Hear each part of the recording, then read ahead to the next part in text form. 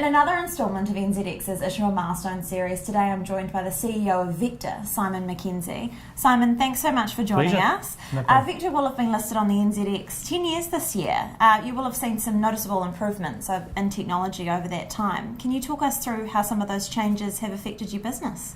Yeah, look, I think probably the biggest issue is we're seeing the impact of technology really starting to come through now, more than probably in the last 3 years, more than we saw in the previous 7. Where does that impact? It's primarily in customer choice.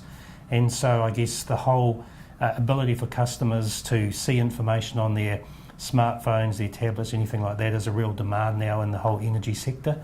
And what we've also seen in overseas markets, such as the rollout of solar, battery storage, all these new technologies, Google, Apple, all getting into the whole mix, is really starting to impact in how we think about networks. I think what we've also done is we've been at the forefront of rolling out smart metering technology that lays a platform for putting choice out for customers and being able to provide better options in the market. So really we're at the cusp of what people say internationally is a big revolution in the energy markets. So it's great fun. And what have been some of the challenges and or highlights over your 10 years on the NZX? I think the biggest challenge would be probably being the first listed company that came under the new regulatory regime, and I think it's a lesson for a lot of people to really think about when you're listing or a change of regulation, about how do you explain that to the market.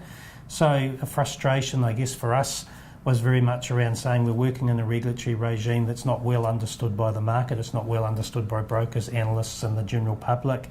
It wasn't, to be fair, that clear, but that was the nature of how it was starting out.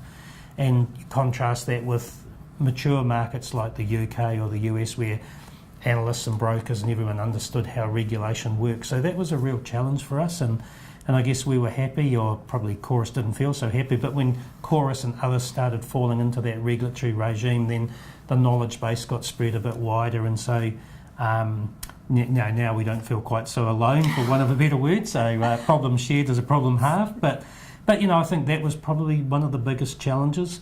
I think from an organisational perspective, just that real discipline about making sure continuous disclosure information to the market.